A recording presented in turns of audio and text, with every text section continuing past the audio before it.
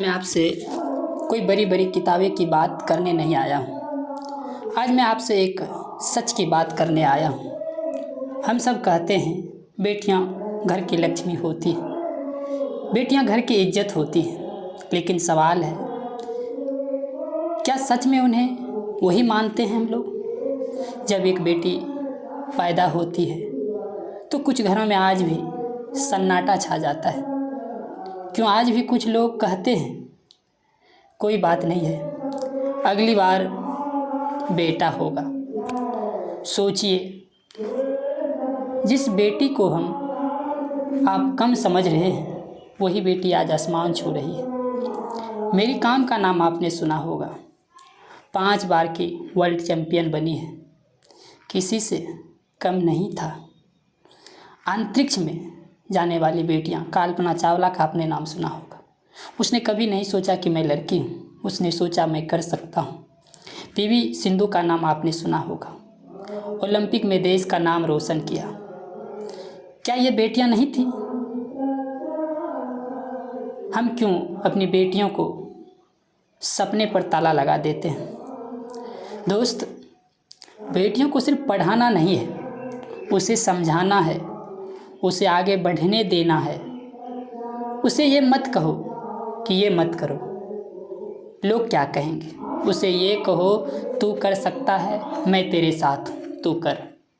क्योंकि जब एक बेटी आगे बढ़ती है तो सिर्फ उसका भविष्य नहीं बढ़ता है, पूरा समाज आगे बढ़ता है। आज इस मन से मैं हर माता पिता से कहना चाहता हूँ, अपनी बेटियों को सिर्फ जन्म मत दीजिए, उसे पहचान दीजिए। उसे सिर्फ स्कूल मत भेजिए, उसे सपना दीजिए और उसे भरोसा दीजिए, तू अकेली नहीं है, हम तेरे साथ हैं। क्योंकि जिस दिन हर बेटी ये महसूस कर लेगी, उस दिन कोई उसे रोक नहीं सकेगा। आज भी मैं देखता हूँ बहुत सारे ऐसे परिवार हैं जिसके घर में बेटियाँ जन्म ले लेती है, उनके परिवार में सन्नाटा छा जाता है कि बेटियाँ ने जन्म लिया। बेटी भी कर सकता है, बस उनको करने दीजिए, उनको आगे बढ़ने दीजिए। अगर आप उनको आगे बढ़ाते हैं तो वो कर सकता है, क्यों नहीं कर सकता है? उनको मौका दीजिए। और मैं खास करके बेटियों से भी कहना चाहता हूँ, अगर आपको परिवार के लोग, दोस्त के लोग, भाई लोग अगर आपको समर्थन दे रहा है, आपको सपोर्ट कर रहा है, तो उनके सपना पर खरा उतरिए।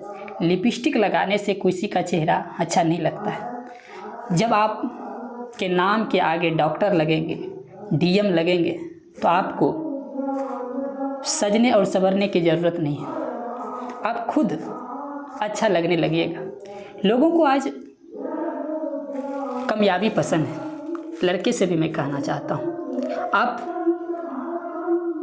जीना मरने की कसम खाते हैं, उससे कुछ होने वाला नहीं। आप अपने जीवन में कामयाब जब हो जाइएगा तो सब लोग आपको अच्छे से पहचान लेंगे। जिसके घर से कार्ड नहीं आता है, उनके घर से भी आपके घर में कार्ड आएंगे और आपके पिताजी के नाम के साथ आपका कार्ड आएंगे। तो कामयाब होइए, पढ़िए। पढ़ने से आपको जीना सिखाता है। किताबें को पढ़िए, आप किताब पढ़िएगा। एक किताब अगर आप पढ़ते हैं तो जीवन में जो उसने 6 साल 7 साल मेहनत करके उस किताब को तैयार किया, उसको आप 6 से 7 दिन में उसकी ज़िंदगी को पढ़ लेते हैं।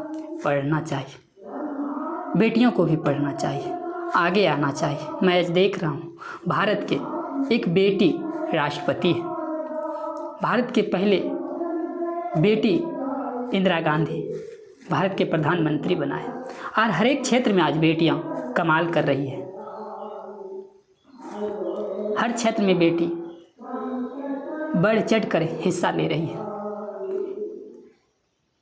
और कुछ लोग ये कहते हैं कि बेटियों को अकेले नहीं जाना चाहिए। क्यों नहीं जाना चाहिए? आज बेटी हर क्षेत्र में जा रही है, हर जगह जा रही है, हर जगह कंपटीशन कर रहा है, लड़के से आगे निकल रहा है। क्यों नहीं करना चाहिए? आप भी कीजिए, होंगे एक दिन सफल होंगे। तमाम सारे बेटियों से भी निवेदन है, आप किसी लड़के की जाल में मत फंसिए। और लड़कों से भी निवेदन है, किसी लड़की की मीठी मीठी बातों में मत फंसिए। अगर आप फंस जाते हैं तो आपकी ज़िंदगी बर्बाद हो जाएंगे। आप जीवन में, मैं मानता हूँ, अगर आप कॉलेज के जाएंगे तो वहाँ आपको लड़कियाँ मिलेंगे, उससे दोस्ती होगा। जब वो बुलाएंगे तो आप जाने के लिए तैयार हो जाइएगा। दूसरा काम छोड़कर भी उनसे मिलना ज़रूरी लोग समझते हैं, जाते भी हैं और ये कस्में खाते हैं, तुम नहीं रहोगे तो मैं मर जाऊँगा। क्यों मर जाओगे भाई?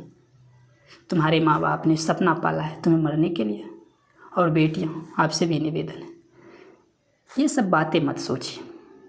इस मन से मैं बस आखिरी बात कहना चाहता हूँ, शिक्षा वो तलवार है जो आपको लड़ना भी सिखाता है, आपको बचना भी सिखाता है। जैसे मनुष्य के जीवन में भोजन जरूरी है, वैसे मनुष्य के जीवन में शिक्षा भी जरूरी है। शिक्षा ग्रहण कीजिए। इस मन से मैं तमाम सारे लोगों को धन्यवाद देना चाहता हूँ। आपने इस तरह के कार्यक्रम कराते हैं और हम लोग जैसे लोगों से, आप एक छोटे से बच्चे से मंच पर बोलने का मौका देते हैं। मैं तमाम सारे दर्शकों को धन्यवाद करना चाहता हूँ।